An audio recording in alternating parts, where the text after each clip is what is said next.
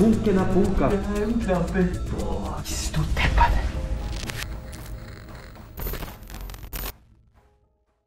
Willkommen zurück, Leute. Wir befinden uns hier gerade in einem wunderschönen Waldstück und hinter uns soll tatsächlich der Zugang in ein riesiges Tunnelsystem liegen, bei dem es sich um die erste Wiener Wasserleitung handeln soll. Das Ding wurde 1804 erbaut und könnte wirklich in ein kaiserliches Wasserreservoir führen. Ihr seht an unseren Anzügen, dass es heute klaustrophobisch, nass und dreckig wird.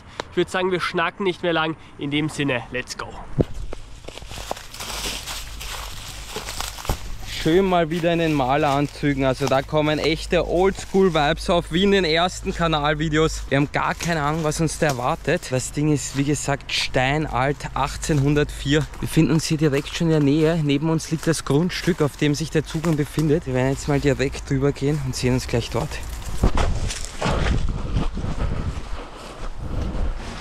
Was ist es, das Ding? Schaut sich das an. Das sieht alt aus. Das sieht krank aus. Das ist eine Tür. Das ist eine Ritterburg. Das sieht krank aus da drinnen. Oh. Boah, okay. Ist das wild. Schaut euch das mal an. Glasklares Wasser. Und das sieht wirklich aus wie so ein Mittelalterbrunnen. Da wurde irgendwas Neues rein verlegt, aber der Rest ist alt. Und da führt ein Gang entlang. Und der steht unter Wasser, oder bilde ich mir das ein? Ich kann es nicht sagen. Da schaut sich mal dieses Gewölbe an. Mittelalterlich. Okay, also da kann man sich schon vorstellen, dass das die erste Wasserleitung sein soll. Oh ja, das steht hier. Oh ja. Boah. Boah, das fühlt sich richtig alt an hier drinnen. Das sind auf jeden Fall zwei Gänge, die nach hinten. Na, der ist verschlossen, glaube ich. Da sieht man ein ganz kleines Rohr, was nach rechts runter geht. Da geht es auf jeden Fall weit nach hinten. Auch komplett unter Wasser. Eieiei. Es wird ein Badegang. Es hilft nichts, Bro. Oh. Eieiei. Oh. Es ist eisig. Wirkt aber wirklich so, als könnte es da Relikte geben, weil das ist krank alt. Stell dir vor, wir finden echt was aus Kaisers Zeiten. Ja. Boah, das war ein E-Coli-Furz. Na gut, Schuhe sind aus. Das heißt, es kann jetzt wirklich schön den Gang der Verdammnis hier entlang gehen. Boah, das sieht absolut unentladen aus. Bro, und da steht halt wirklich 10 cm das Wasser. Also, na gut. Augen zu und durch. Oh. Boah, das ist schleimig oder so. Oh, okay. Oh. Oh. Boah, bei dir sind krank viele Viecher. Ja, ich merk's. Bist du deppert. Das ist eiskalt, das Wasser. Und es sieht so aus, als würde man da jetzt wirklich Ewigkeiten im Nassen gehen. Da kommt keine trockene Stelle. Oh, Peter, das ist zart. Ah, bist du deppert, ist das kalt. Was man nicht alles macht für ein kaiserliches Wasserreservoir. Oh, wir müssen wissen, was da hinten ist. Ja.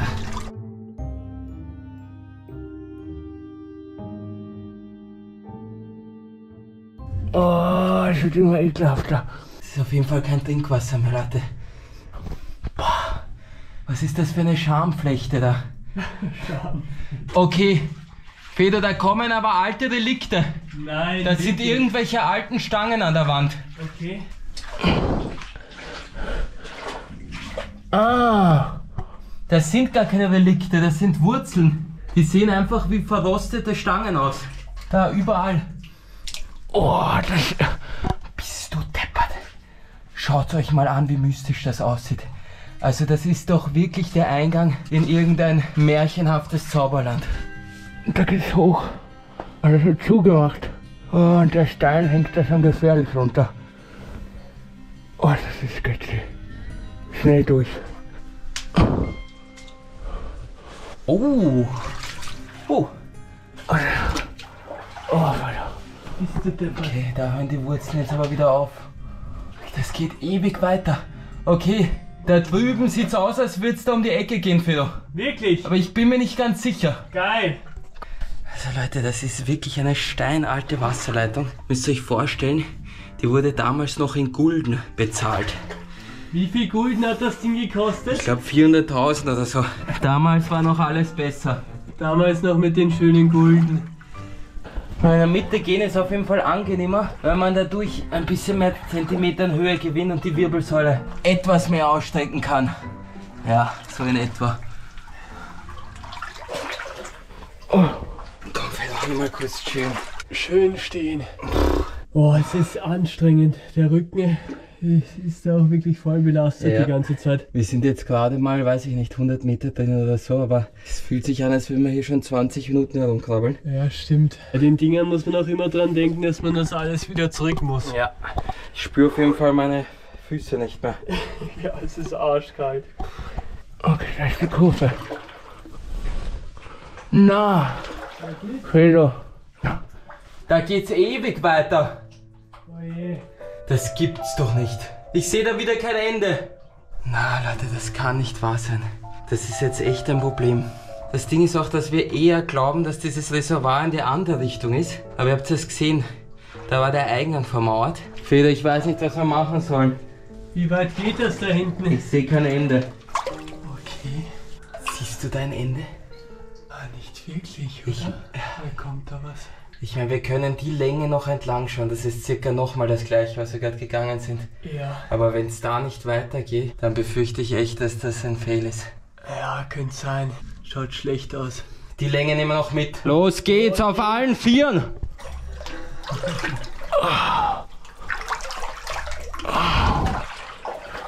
Also ob die Methode wirklich angenehmer ist, weiß ich nicht. Absolut nicht. Oh! Fede, da geht's runter. Runter? Und das sieht aus, als wäre da noch eine Röhre oder so. Wow, was ist das? Ich glaube, da geht's nach rechts runter. Ich weiß Dann es ist nicht. irgendwas. Boah, das ist wirklich ein Tunnelmarathon. Boah, das ist anstrengend. Der Rücken kriegt hier wirklich gar keine Pause. Das müssen wir alles wieder zurück. Es ist gar nicht so, dass man hier jetzt einfach endlos entlang geht, sondern dass man weiß, dass man mit jedem Meter hier einen Meter Rückweg mehr machen muss, aber kann man nichts machen. Kurzer Schichtwechsel. Ich übernehme die Front. Dafür gibt es aber hoffentlich Gefahrenzulage. Du musst sprinten, Tommy. Ich will halt gar nichts machen.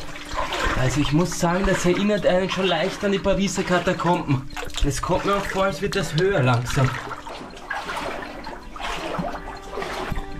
Ich weiß nicht, wie lange wir da noch entlang gehen sollen. Oder geht's nach rechts? Okay, da auf jeden Fall noch hinschauen. Ja, das müssen wir uns anschauen. Okay, da kann man jetzt aber stehen. Es wird tiefer. Boah, was ist das für ein Tausendfüßler? Ekelhaft. Oh, das ist tief. Da geht's wieder in die Endlosigkeit. Das gibt's doch nicht. Kein Ende im Sicht. Schau dir das an. Na, ist wieder kein Ende, da geht's jetzt nur noch gerade. Boah, ich weiß nicht, ob sich das noch auszahlt. Das ist wirklich verdammt anstrengend. Wir müssen ja auch wirklich alles zurück. So, wir haben uns das ein bisschen anders vorgestellt. Aber ja, das könnte echt sein, dass man da jetzt kilometerlang irgendwo hinspaziert und da vielleicht gar nichts am Ende ist. Ich würde zwar gern wissen, wo das hingeht, aber ja, wenn das jetzt wirklich noch kilometerlang geht, dann können wir das nicht entlang gehen. Ja gut, ich würde sagen, wieder Rückzug. Wir sind jetzt echt schon lange hier entlang gegangen und den ganzen Weg müssen wir auch zurück machen. Ja, und ohne genauen Anhaltspunkt hier jetzt entlang spazieren. Ja, dann müssen wir uns gleich nochmal informieren und vielleicht irgendwelchen Wasserschuhen oder sowas da entlang. Wir haben uns überlegt, dass man hier ein Boot vorschicken könnte, aber das Problem wäre dann wahrscheinlich das Signal. Also falls ihr da irgendwelche Ideen habt, gerne in die Comments schreiben. Aber ich denke, das Projekt Wasserleitung ist an der Stelle abgehakt. Für uns geht es jetzt wieder schön den weiten, langen Weg zurück. Ja, schade Leute. Aber es klappt halt leider nicht immer alles. Aber ich will hier nur noch raus. Bis später. Boah. Oh mein Gott. Oh.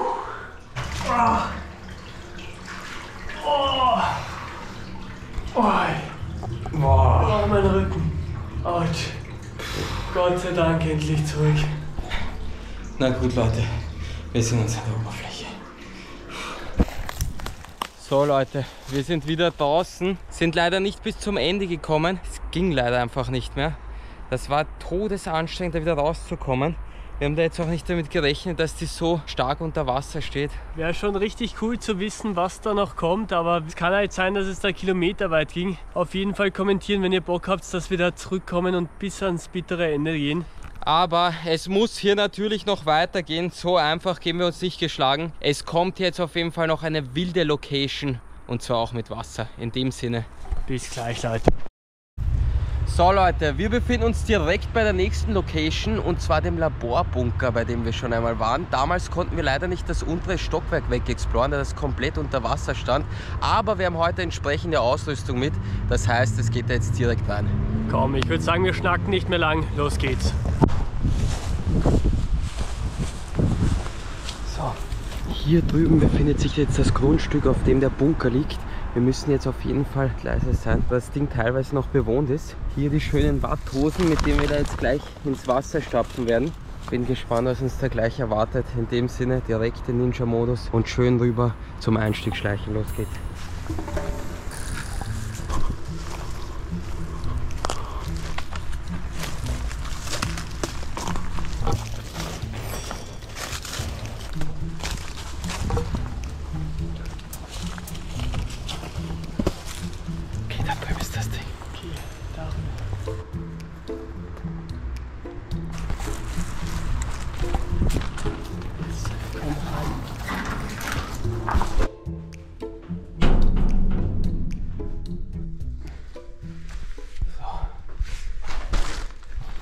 Wir sind drinnen. Schön reingeschafft. Im guten alten Laborbunker.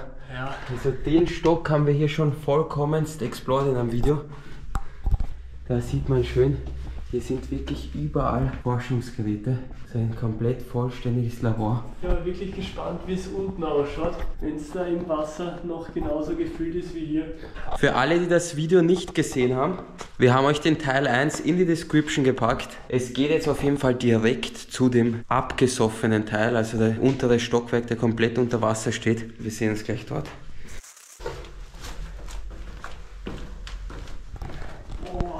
Das ist sie, die Stelle von letztes Mal, wo wir nicht weitergekommen sind. Damals sind wir hier noch bis zu diesen Türen geklettert, aber da war dann Endstation. Aber da hinten geht es eindeutig noch weiter. Vollkommen unexplored für uns. Es stinkt auf jeden Fall gewaltig und man riecht es durch die Maske durch. Wenn man an hirnfressende Amöben denkt, dann denkt man an genau so ein Wasser, glaube ich. In dem Sinne, wir werfen uns jetzt direkt in Schale und dann geht es aber hier schön ins kühle Nass. Schön festziehen hier, Ja. dann kann es aber losgehen. Boah, ist das eine Brühe. Ja, boah. Schau dir das an. Boah, wie tief Boah, ist das ist richtig tief. Boah, das fühlt sich scary an. Man sieht hier nicht mal den Boden. So trüb ist das Wasser. Boah. Das stinkt wirklich Boah. abartig. Ja, das sind Faulgase, riechst du das? Ja. Boah, das riecht doch scheiße. Das kann wirklich mit dem Kanal mithalten, hier das Wasser. Aber schaut euch das mal an, da geht es wirklich nach hinten um die Ecke. Also ich glaube, das Stockwerk ist hier auf jeden Fall noch groß. Boah. Alter, geht's schon direkt los. Irgendwelche Fässer, aus denen wahrscheinlich das Öl hier ausgeronnen ist. Schau dir das an. Das sieht wirklich aus wie ein Scheißehaufen, der hier schwimmt. Ist das ekelhaft. Also ich glaube, wenn wir in das Wasser hier fallen würde, würden wir echt alle möglichen Krankheiten bekommen. Man riecht hier wirklich dieses Faulgas durch die Maske durch. Irgendwelche Teppiche. Eine Edelfunkel. Da geht's nach hinten. Ist das krank. Fedo, da geht's ordentlich nach hinten. Alter, wie kann das sein? Wie krank sieht das aus hier mit den Lichtspielen? Ja. Da nochmal das gleiche. Hier sind wirklich überall Gänge jetzt. Links und rechts überall die Türen und Zimmer. Also der ist wirklich genauso groß wie oben. Es ist krass, das ist wirklich ein ganz besonderer Bunker hier. Man muss hier echt vorsichtig sein, dass man hier nicht über irgendeine Türschwelle stolpert und dann im Wasser landet. Also das war wirklich der Albtraum. Cooler Deck. Quinto. Oh, das geht sogar noch.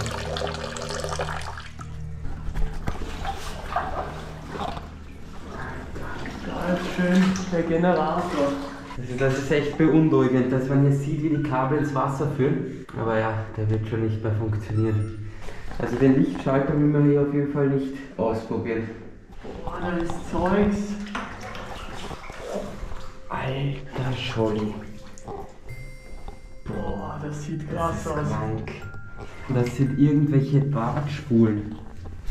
Schau dir das Ding an, komplett weggerostet.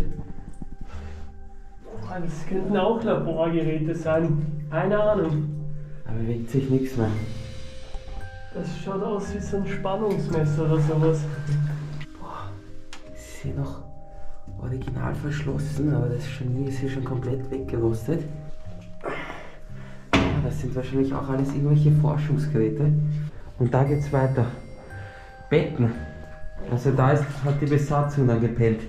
Telefone. Boah. Und überall diese Blasen, die hier aufsteigen. Boah, da riechst du das? Wir müssen Aufpassen, aufpassen, glaube ich. Also der Geruch ist hier wirklich Endstufe, ich glaube. Ich habe wirklich ein bisschen Angst, Ja. dass hier gefährliche Gase sind. Wir sollten aus dem Raum wieder raus. Ja, der ist wirklich extrem. Also man muss hier vorsichtig sein, durch die ganzen Sachen, die im Wasser liegen und verrotten, steigt eben Vollgas auf, wenn man die hier bewegt. Und ja, in hoher Konzentration kann das einen leicht ausnocken. Alter Schwede. Das sieht aus wie ein Kommandoraum oder so. Was ist das? Bro, von hier sieht man wirklich in so eine Art Klassenzimmer. Da ist eine Landkarte. Alter! Das gibt's nicht. Ist das krank? Schaut euch das an. Also das war eindeutig der Kommandoraum. Da noch ein Medizinschrank. Da liegt wirklich noch das Zeugs drin. Sterilwohl. Thermostahl. Oh, schau dir das an. Da geht's runter, oder Da wie? geht's richtig runter. Das wird knapp. Na, oder? Okay. Stehst du am Boden? Ich glaube, das ist der Boden. Das ist schon das Max-Level Aber fast. schau dir das mal an. Das ist ja wirklich ein Lost Piece aus dem Bilderbuch. Ein versunkener Bunker. Boah, die Landkarte sieht ja wirklich wild aus. Das ist geisteskrank. Da wurden wahrscheinlich dann die Operationen geplant. Hier unter unseren Füßen versunkene Tische und da noch die dazugehörigen Sessel. Da wird wahrscheinlich ein Podest sein, wo dann der Kommandant oben stand, zur Besatzung gesprochen hat. Okay, also da ist doch keine Erhöhung. Aber jetzt schaut sich mal diese Karte hier an. Da ist wirklich die Umgebung genauestens eingezeichnet. Im Maßstab 1:7000. Und da sieht man sogar die Legende von der Karte. Schön nummeriert, die Bezirke. Aber ich kann mir vorstellen, dass das ein Stadtteil hier ist, Ja, für den der Bunker irgendwie verantwortlich ist. das kann sein. Aber das sieht einfach wild aus, wie du da stehst. Also es ist gar nicht so leicht, hier wieder zurückzukommen. Einfach weil man da die ganze Zeit gegen diese Tische läuft. Okay, da geht es jetzt wieder hoch. In irgendeinen anderen Raum. Boah. Alter Schwede. Ein komplett aufgelöster Bürosessel. Ja, und da ein Bett.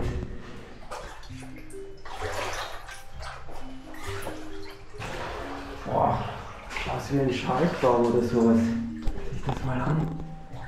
Es sind überall solche kleinen Gläser, die mit irgendwelchen Steinchen gefüllt sind drinnen. Die sind einfach reingesteckt und dann mit Drähten verbunden. Vielleicht sind das so Mini-Batterien. Boah, ist das eine Uniform? Ja, das sieht aus wie eine Uniform, aber schon komplett aufgelöst. Die sieht auf jeden Fall militärisch aus, die Uniform da. Auf jeden Fall. Boah, der Filterraum, der kommt hier nochmal ganz anders zur Geltung mit dem Wasser. Und da stehen tatsächlich auch noch solche Gasflaschen rum. Im Licht ist das wirklich ein ganz eigener Anblick. Die schauen noch gefüllt aus, die Gasflaschen. Ja. Ja, und dann noch irgendwelche Kisten. Fühlt sich echt an, als wäre man in einem versunkenen Schiff. Schau mal, da sind noch solche Konserven. Natoxasid. Okay, das klingt säuremäßig. Ja, da wird schon einiges hier im Wasser davon sein. Oh. Der Maschinenraum mit einem riesigen Notstromaggregat. 1963. Hinter uns direkt die Schaltwand. Oh, das sieht man gern. Schön Autobatterien, die da im Wasser stehen. Ja, alle Speicher. Also was da im Wasser alles rumschwimmt, will man wirklich nicht wissen. Also das ist echt die reinste Giftbrühe. Ja, das ist ja jetzt wirklich das hinterste Ende vom Bunker. Ich glaube, wir haben jetzt alle Räume gesehen. So verrückt. Ich habe mir gedacht, da unten werden 2 Räume sein. Aber es ist einfach ein ganzes Stockwerk komplett mit Inventar gefüllt. Also und ihr seht, ober uns ist jetzt eben das Labor gewesen. Und der Teil hier unten, der wirkt wirklich so, als wäre das so eine Art Kommunikationsbunker oder sowas, auch mit dieser riesigen Landkarte. Also da wurden wahrscheinlich dann die Sachen geplant, während oben geforscht wurde. Also das ist auch wild. Da gibt es wirklich alles in dem Bunker. Na gut, jetzt aber schon wieder zum Ausgang hier. Da vorne ist auf jeden Fall eine Leiter, die zu einer Klappe führt. Schauen wir mal, was da hingeht. Ja, da könnte es wirklich rausgehen.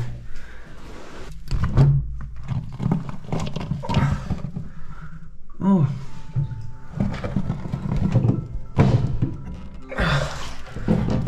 Okay. Bücher.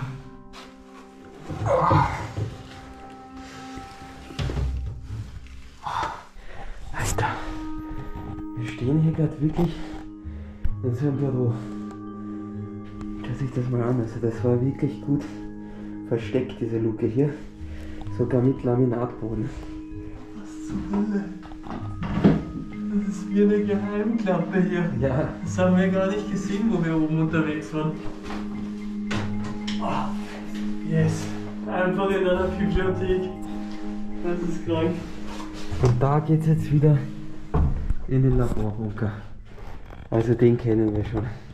Ja, ich denke, wir haben jetzt wirklich alles gesehen. Also der Bunker wird vollständig weggetragen. Wirklich so krass, was da unten noch war. Ja. Ich fühle mich auf jeden Fall richtig ekelhaft. Freue mich, wenn ich hier aus der Hose draußen bin. Direkt mal umziehen jetzt und wir sehen uns wieder oben. Bis gleich, Leute.